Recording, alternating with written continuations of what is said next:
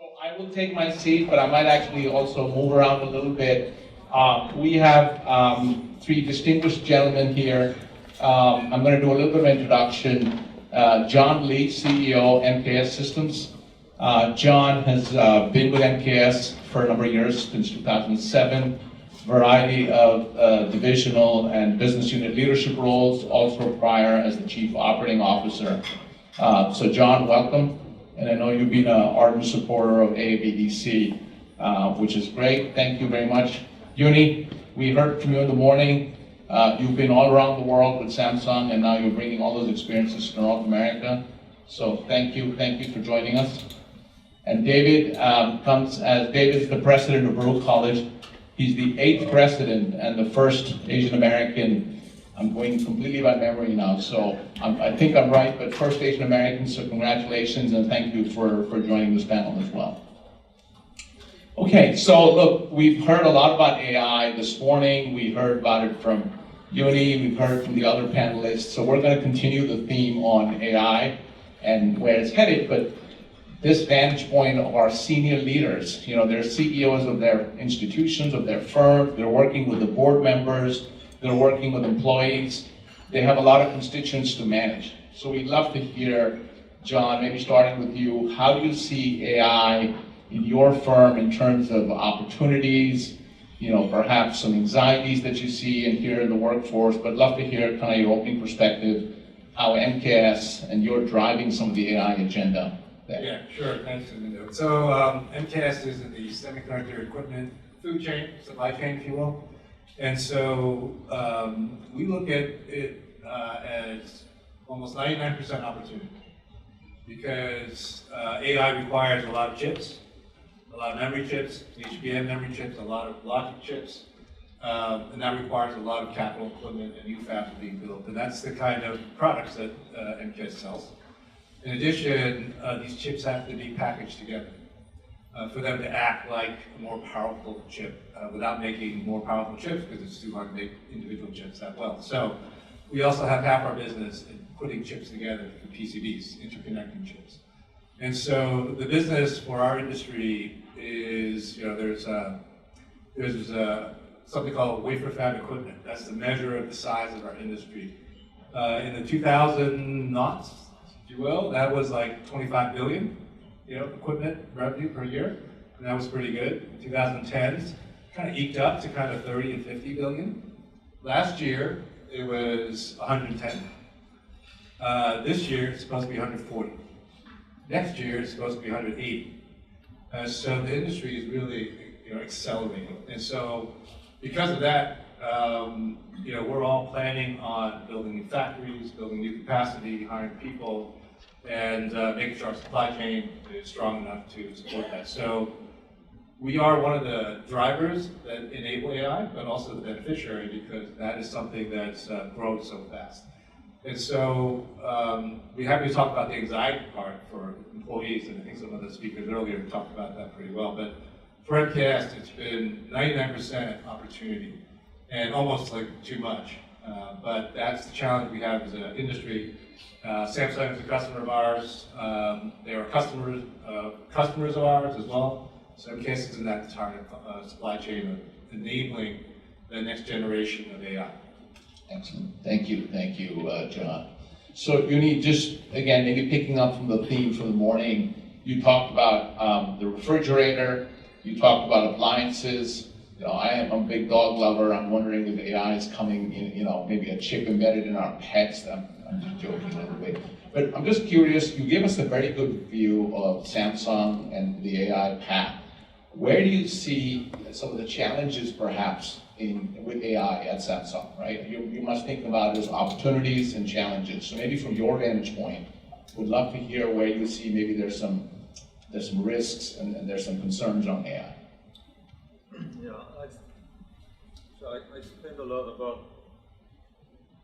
I spend a lot about opportunities and the activities what we are doing now as AI agents, right?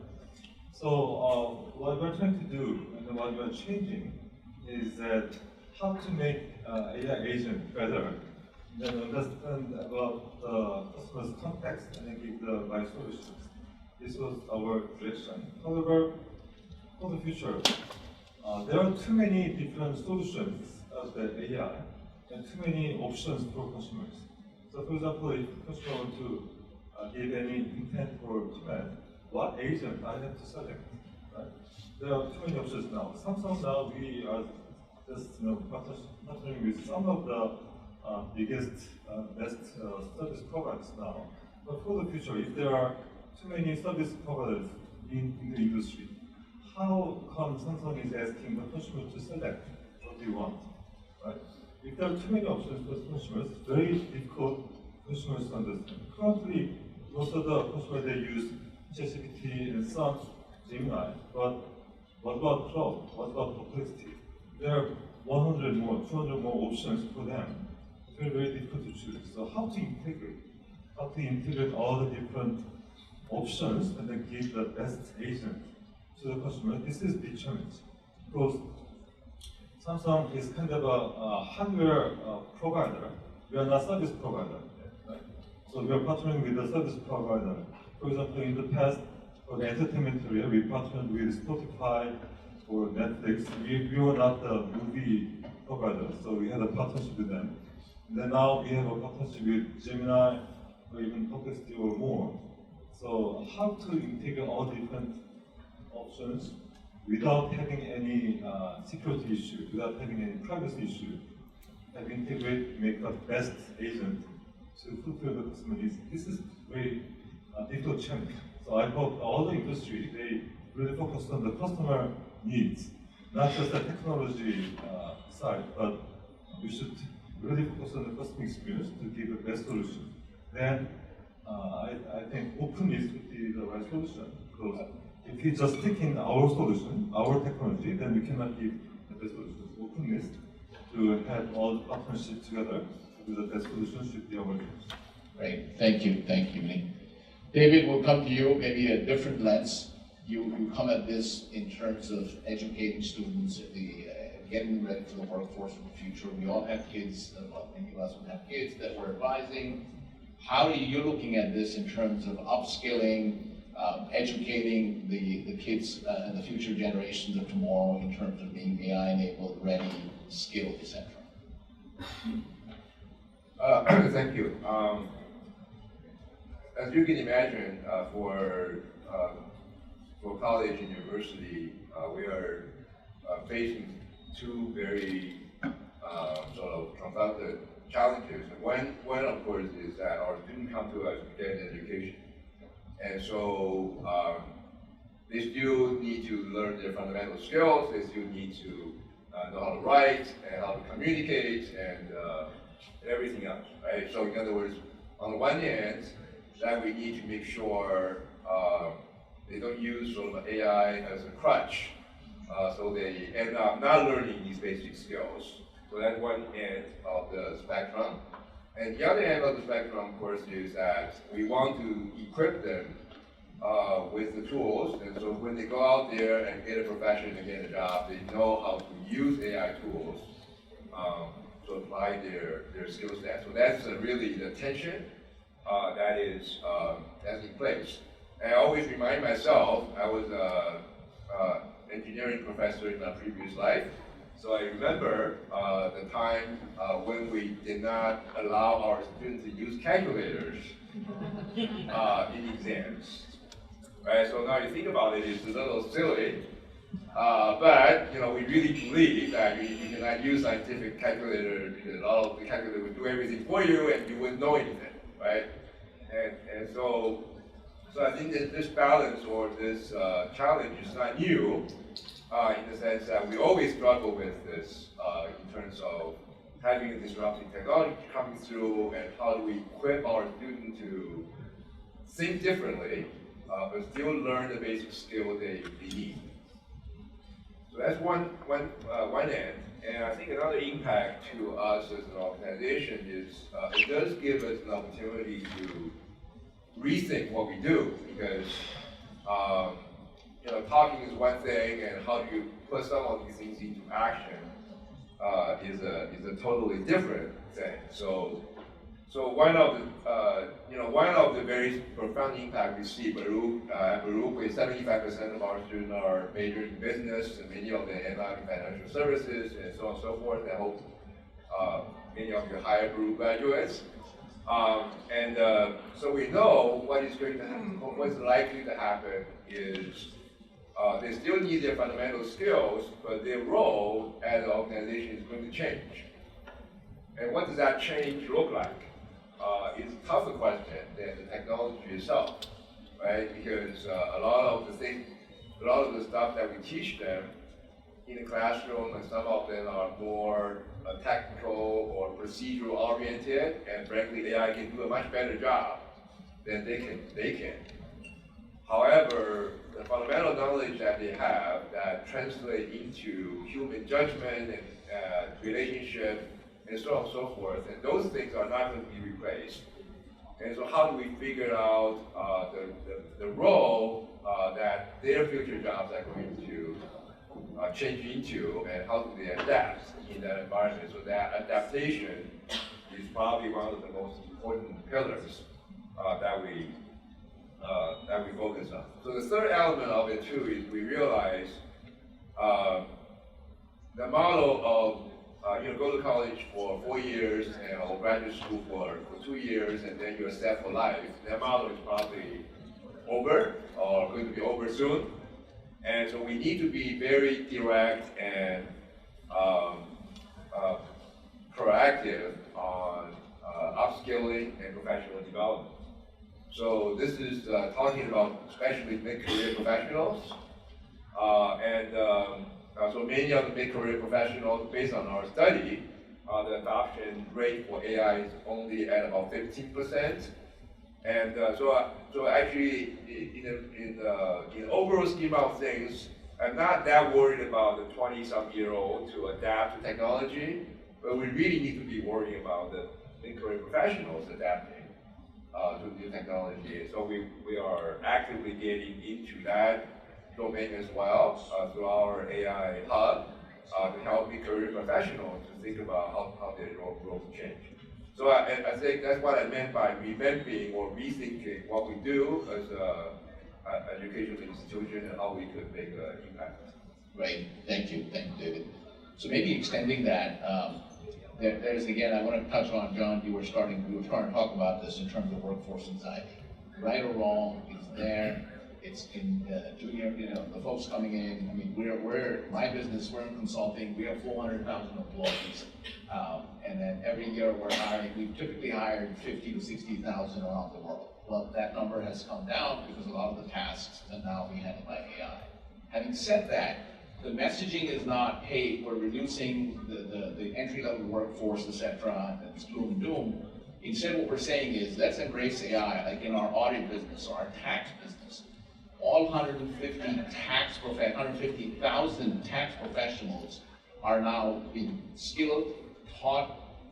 They're incorporating AI into the tax operations processes. It's almost like we're eating our own dog food.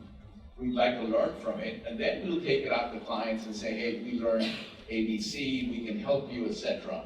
So it's almost like we're embracing it to try to mitigate this fear that exists around anxiety with AI. So I'm just wondering at MKS, how are you doing some of that, maybe embracing some of that in your business processes or alleviating fears from the workforce? Yeah, I think we're also a manufacturing company, so we have a lot of folks who are physically building the products we have. So we have less of that. There's not enough. You can't do robots yet, right? But some of the other functions, theoretically, you could.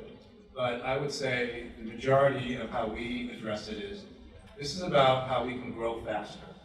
We can't hire enough people fast enough and train them. So these tools are really ways for us to do more with the same people while we're hiring people, because we are hiring people as well. So I think that's resonated with a lot of folks. I think originally there was anxiety because people read the news and they're like, software companies laying off thousands, right?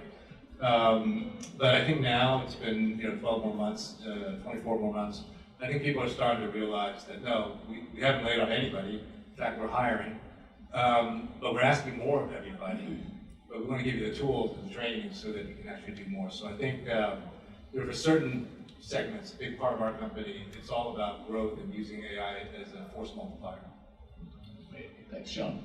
Maybe you need some perspectives from Samsung, some lessons learned from your early experiences in terms of anxiety and some of these other more psychological issues with the teams. Actually, one area we tried to adopt AI was the call center solution, because we had lots of people to reply to the requests from the customers. So we have a huge people for the call center.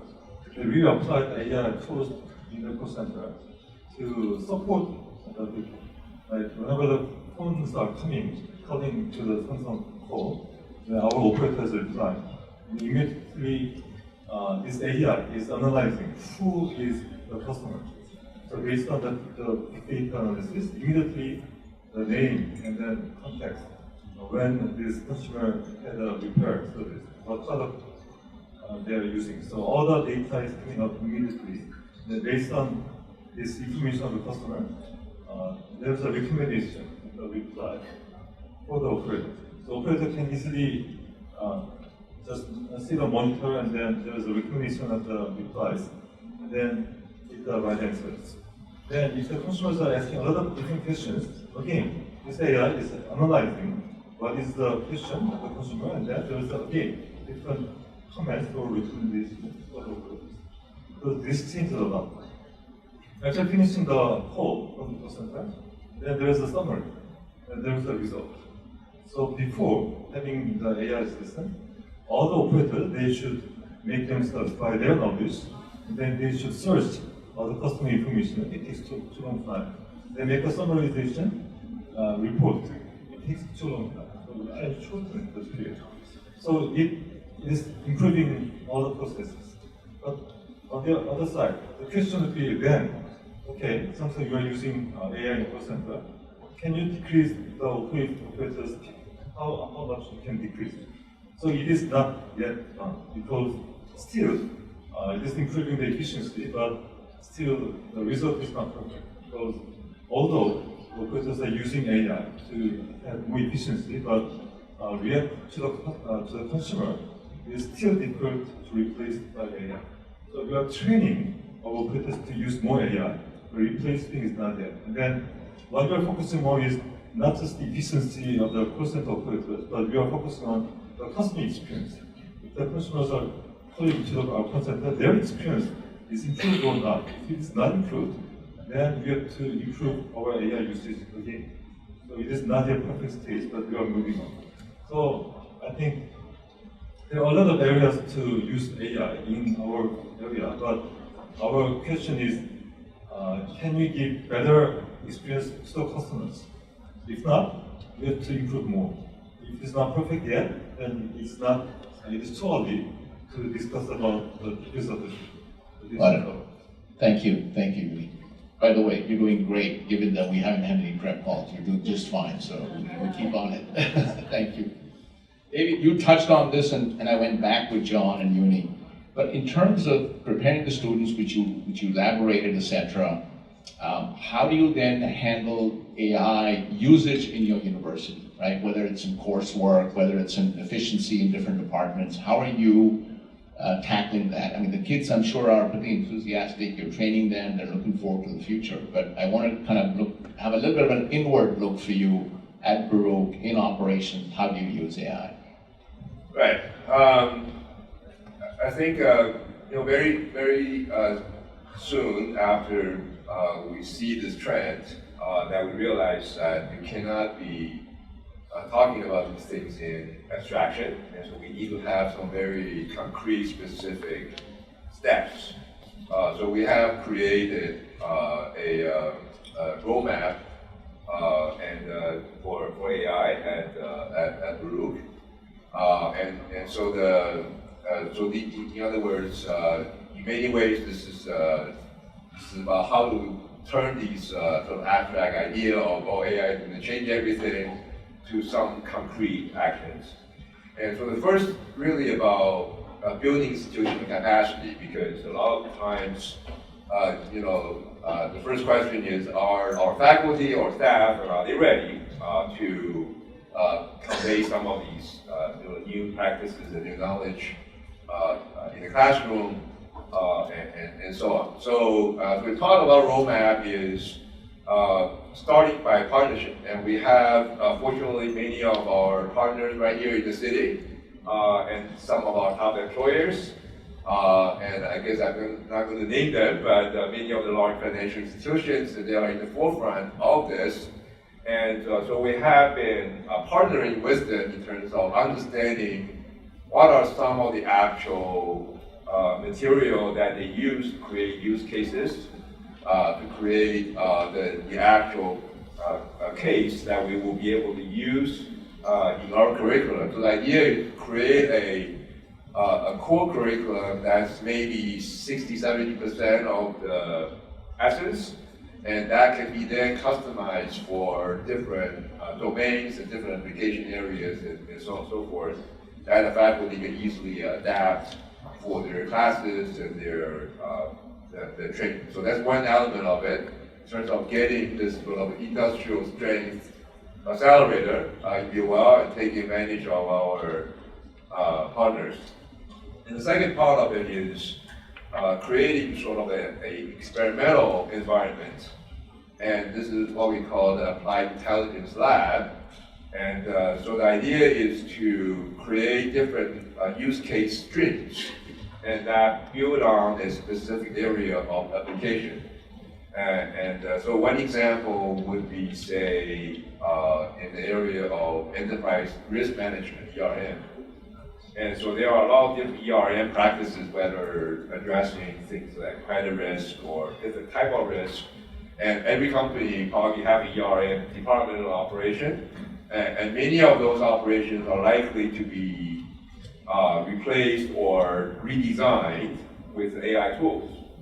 So how do we build these AI tools that sort of use ERM as a use case to actually build them out with our partners? So in other words, essentially learning by doing and co-creating. In that process of co-creating, we're able to educate our faculty and our students and also engage our partners. We have 180,000 alumni, and more than 80% of them right here in New York City. So we have great assets that we can leverage to help us with that. So those are some of the concrete steps that we're able to take to turn the abstraction into real action, and that we're still at the beginning of this, but we are very excited about what we're able to do up to this point. Great. Thanks, David. Maybe David, we'll stay with you. We'll switch gears a little bit. I know our previous speaker from Accenture, et cetera, we're talking about, there's a lot of discussions about humans in the lead or humans in the loop, but essentially around responsible AI, ethical AI, right? So in terms of governing, the responsible AI or ethical AI strategies, how do you typically have put in some of the guardrails around AI? Because AI by itself can sometimes go amok. And so obviously we're all a little bit paranoid in terms of making sure that we were able to put the guardrails and kind of the parameters around that. So I'm just wondering, David, maybe starting with you, how are you thinking about responsible AI? Yeah, thank you for that question. So when I talk about this core curriculum, if you will, right? So the governance and the responsible use of AI is very much part of that core. And so the one of the driving principles is the idea of human in the loop, or not going to upgrade it to human in the lead. And after listening to our speaker, and so the idea is, again, many of these operations we're talking about, especially when you talk about, say, risk management, or you talk about any kind of practices in the business environment, AI can generate hundreds and thousands of different solutions. But who is going to decide what is the path that will meet the compliance and satisfy all the different objectives? And some of them are soft, and some of them are soft and cultural, and some of them are hard. And so in other words, that human judgment is very much a significant part of this. And actually, many of the employers that we talk to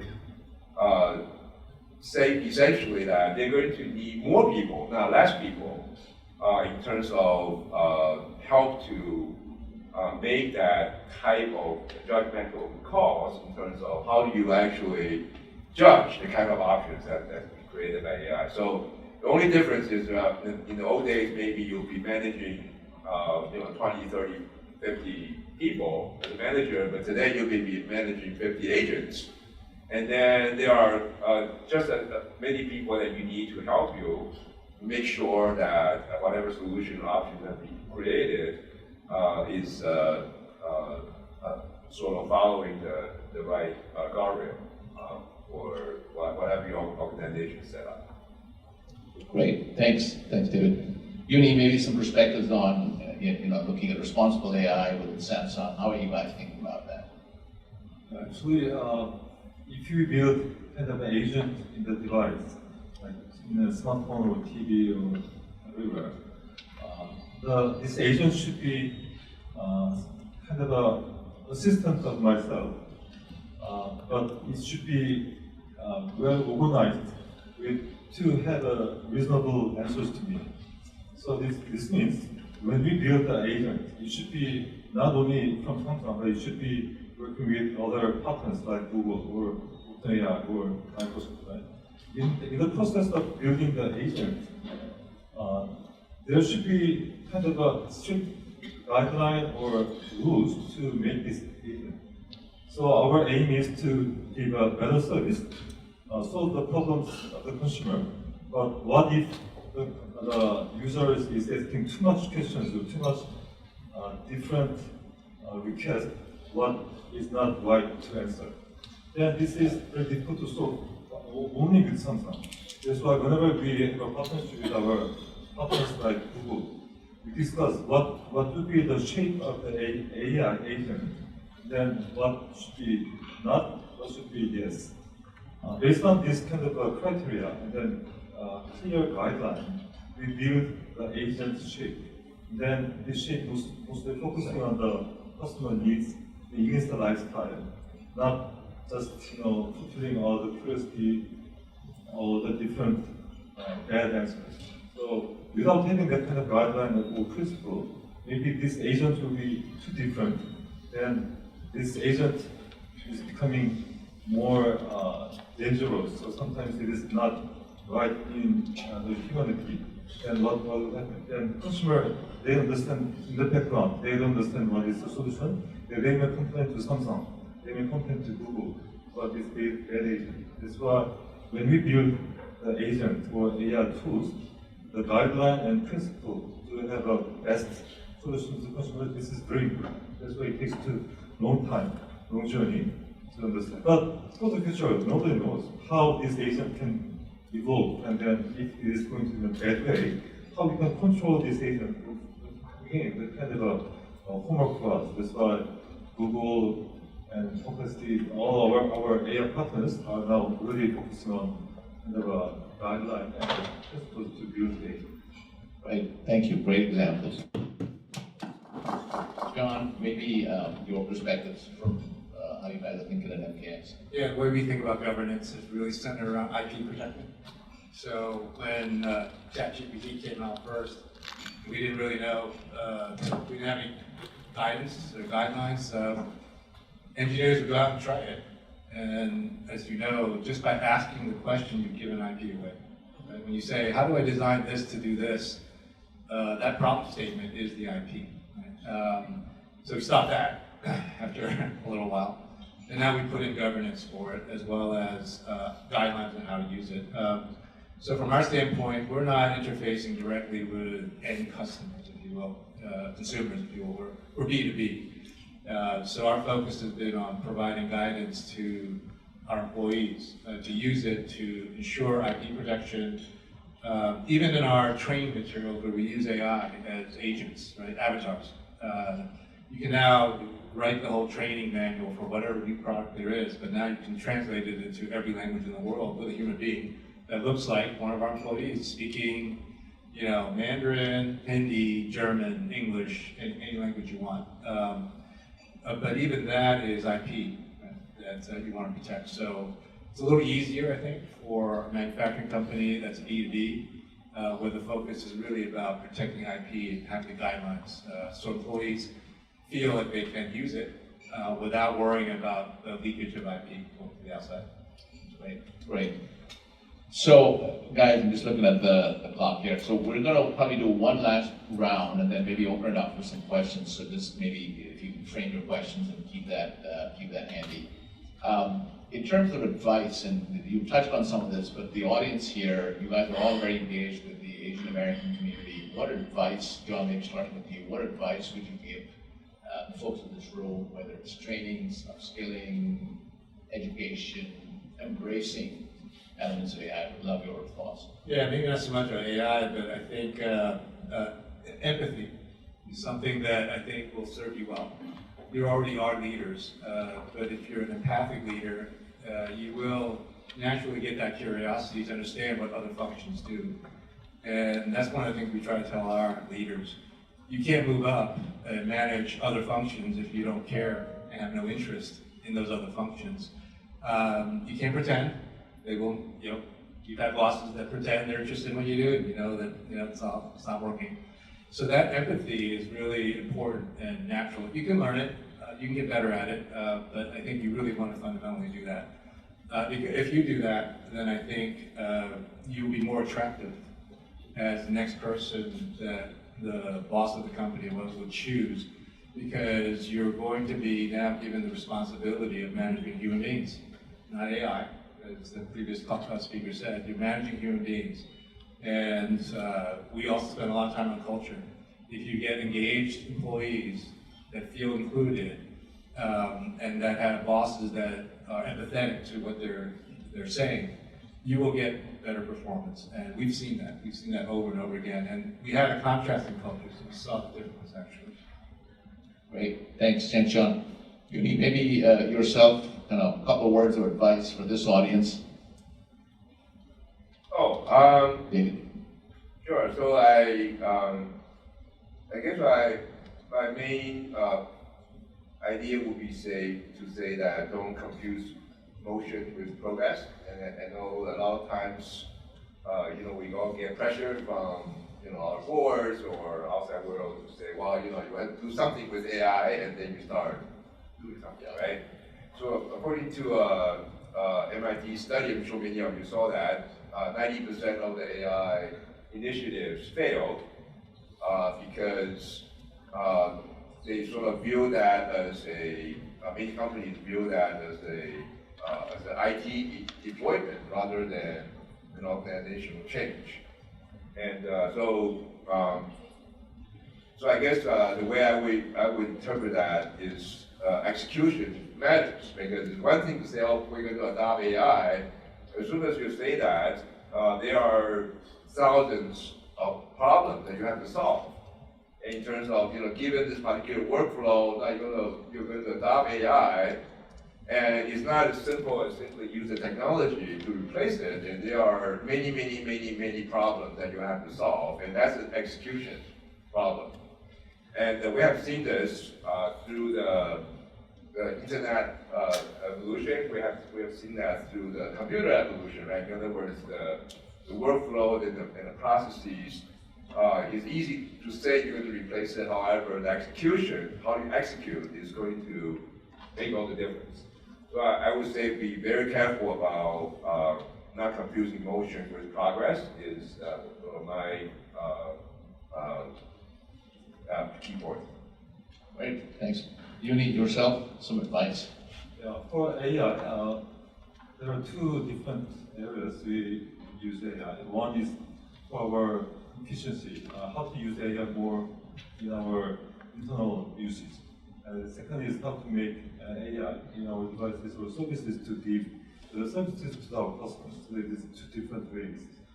So for our employees, to help to use more AI in our work efficiency, I think first is we should learn more about the trend, which is changing very quickly. So every day it is changing. So how to follow up the new technologies trend, and then take a risk although there are a lot of concerns about the data security or more, but if you don't take any risk, you cannot use it. So in Samsung, last year we discussed a lot about the security issue. So what if we use AI in our daily work? What if our data is leaked to the cloud? That's why we try to block the AI uses versus develop ourselves within our internal uses, internal development. So this is to change our strategy to take more risk that other best tools in the industry, let's use first and then take a risk and then make the efficiency and then we may develop more. So this is one area. The second is if you use AI to give better service to the customers. I mentioned already this morning that what would be the customer experience? We should really understand the customer experience rather than technology performance. Because several years, 2 years ago, when we developed Galaxy AI initially, there are a lot of technologists developed from our engineers.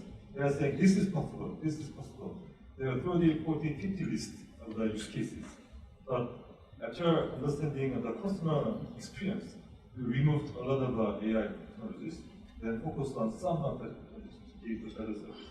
So this means, although there are too many technologies evolving out, we should really understand the customer needs, and then give the best customer experiences to use AI. This would be right. Great, thank you, Yoonie. Great, so team, at this point, we're going to probably switch it open, probably 10 minutes or so we have. We do want to end a little bit early. We're going to take a group photo. Actually, we're going to ask everyone to get over there. So let's open it up. I see a question in the back. I see several popping up, so I'm going to go a little bit in sequence. Miss at the back, just wait for your mic runner to come by. And if you can call out who the question is for, if you know, then that would be helpful. Sure. I thought. Sorry, and introduce yourself, please. Hi, I'm Joyce Sophia Shu. I'm both a lawyer and I'm the founder of a media company, so I'm here in the dual capacities. I thought what John said was really interesting, the part about the prompts that you feed into ChatGPT themselves could be intellectual property. So I'm curious how you address that, if that's something you could share with us, if it's a matter of having internal guidelines to ask your employees to break down the questions in more discrete lots, so when they're fed into ChatGPT or whatever AI they're using, it doesn't give AI the full picture of what you're trying to construct, or is it that you're dealing with the intellectual property aspect of it separately? Yeah, that's a good question. So we thought about, could we leave it open and then do kind of scenarios that you're saying, like ask the questions right and without giving up IP. In the end, what we did is we just said, we're going to move it inside. We're going to get ChatGPT inside. We're going to get Gemini inside. We're going to get Claude inside. And then, they come with a lot of training already, and that training improves all the time. And so when we ask the questions, all still internal to MKS. The LLMs get better, and they get upgraded, and we're paying for that. So that was the only way we thought we could be really sure that IP doesn't leak out. I think many companies have gone down this road. Thank you. And sorry, just one other question. You talked about the importance of empathy. I wonder if there's been any shift already in the way you interview and screen your employees or potential employees. And then I guess a related question for David is, I've heard that emotional intelligence is so important and more important than ever. And to help your students now dealing with this new environment, is there a newfound focus on liberal arts classes? Yeah, so I guess that's, I wouldn't say is the newfound importance, and of course, for example, in our educational model, in the first 2 years of our student, no matter what the major in, is essentially a liberal arts education, and so in other words, they don't take any of the business classes and so on and so forth in the first 2 years. It is all liberal art courses, and they only specialize in specific areas after junior, senior year. So that has always been a very significant part of the educational model.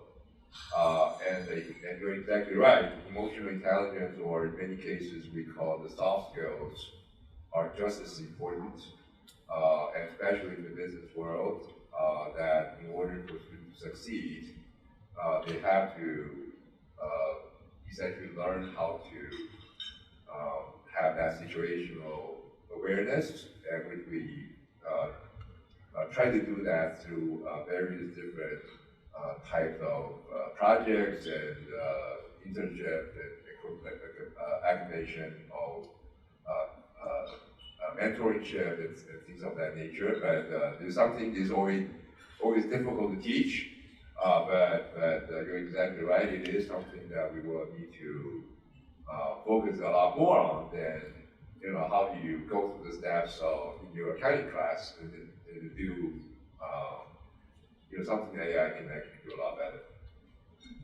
Okay, I would say we're counting on David to do that. But in the meantime, what we found is people come out and they learn a lot of skills, right, in universities. There's just not a lot of time to go to projects where you learn empathy or teamwork or EQ. So you have to have internal training, especially for leaders. As you're now promoted from individual contributor to a leader of people, we started maybe 5 years ago, just emerging leaders. Here are other things that managers do. Before it was like, good luck, right? And some would do great, some would not. We can't afford that. And then we've expanded that to executive development, right? Because that's a different set of emotional skills and things like that. So a lot of companies do that, a lot of big companies do that. I was at a big company that did that. That's why we brought it to MKS. And as we've grown to from 1,800 people to 10,000, you can't count on incoming folks to just have it. So you have to train it internally. Right. Look, we're going to move through quickly. Gentlemen here, there's some folks there, and we'll come back to you, Kabir. So, short and punchy, one question only. Daniel Gonzalez with Crystal Windows. My question is mainly to the manufacturing leaders. I was wondering if you guys could give a quick insight of a challenge that you see, and an opportunity for a mid-sized manufacturing company to use AI. Samsung, a little bigger. We think Samsung's perfect for that. Yeah, actually, we are a big company, so we have factories, we have a quality control, marketing, everywhere. So there are too many opportunities for AI. Because, and then initial area we are focusing on is in R&D side, of course. So there are great tools to coding and support development. So we are already using AI broadly in R&D, but in a quality control, in manufacturing side, also there are huge opportunities. Also marketing, there are too many great tools for the CRM, creativity, content creation, everything. But the other side, our concern is what of the confidential data management? For example, when you launch new products, when you launch new Galaxy S26, all the design, specification, price are totally high level of the confidential information. So within Samsung, only limited people is managing the data. But what if they are uploading to the cloud and then get a lot of questions like how I can sell more S26? What do you think about the design? And of course we can use AI, but what if some data is trained by different AI and some data is leaked to another cloud? This is a major concern. So now we may expand our usage of the AI for all the employees, but the data confidential data level should be different. So how to identify top secret or low confidential based on the different segment of the confidential data. We try to adopt AI tools separately and manage this issue. So I think for the future, internally, it would be a great opportunity to use more AI, but we have to take care about the confidential information inside. Again, the only thing I would add is for a mid-sized company like us, you're going to have some projects internally that make sense and do those. Don't overdo it. But what we're doing is leveraging all these service providers, like Microsoft. Just leverage them, and they're getting better every 6 months. There will be legal programs that will allow us to review contracts. We're already doing that. So there's many companies using AI to make their product more efficient that you can leverage. You don't have to invent all this. So that's been our approach for most of our AI usage. Thank you. Okay, great. So we're going to go one lady, gentleman, Kaveri, and then we're going to start to wrap up. Maybe one last one there, and then we wrap up. Hi, I'm Nancy Whitaker. I work in Enterprise Services and Public Affairs at Citi. I'm actually, I'm staring right at it at the top on the screen there. What keeps you guys up at night regarding AI? But also more specifically, if it's not AI, there's so much going on. I don't think anybody realized a year ago, what kind of geopolitical climate we find ourselves in. So I'm just curious, are there any other top risks or concerns that drive, some of your fears or, what you're thinking about in terms of mitigating in order to continue your success? Relate to AI. I think for us, it's about keeping up with the demand for hardware to make chips. So we're a user of AI. We're not too worried about displacement and dislocation of employees. And I've said many times before, the thing that drives AI is something called Moore's Law, which is the idea that everything gets twice as good every 2 years in chips. And that used to be just about the chip, now it's about putting the chip together. And I've always said publicly that AI is just a great thing in a series of great things. But the fundamental thing driving these things is the fact that the industry keeps making everything twice as good every 2 years. The computer, the PC, as I've talked about, that was the first real one where we all felt it. P means personal. Yeah, everybody can have a computer. That might be a bigger deal than AI if you look back and rewrite and write history. And everybody can carry a computer, laptop, and everybody can carry a computer in the pocket. And you can carry a computer pocket and talk to anybody in the world. And now you have more software tools called AI to enable you to get more use of that information. And when AI reaches its asymptote, something else will take over if we're making everything twice as good every 2 years. So those aren't the things that keep me up. Geopolitics, we're not going to go there. That keep me up. That does keep me up. I'm just going to say, I try melatonin sometimes, it'll kind of calm me down. So I do that. I'm just kidding. Okay, gentleman next to you, then Kaveri, and then maybe one or two. We're going to try to finish up by 12. Sure. Hello, my name is Vedant Viredi, and I am an employee of Panelists and also pursuing my MBA right now. My question relates to culture. We've heard the word culture mentioned quite a few times already in this conference. And my question is, what are some specific examples of what a strong culture looks like? And has the rise of AI changed what the ideal culture is? Can I take a stab at it before I lose my voice? So I think as a consulting firm, for us, we spend a lot of time thinking about culture, right? AI and technology consulting, all of that is great. The projects are great. But I think as the Accenture speaker, in my opinion, said, if you don't have the right culture set up internally first, you could use whatever tool you want and whatever efficiency gain that you want to get, but it may fail because you don't have the right environment set up that's conducive.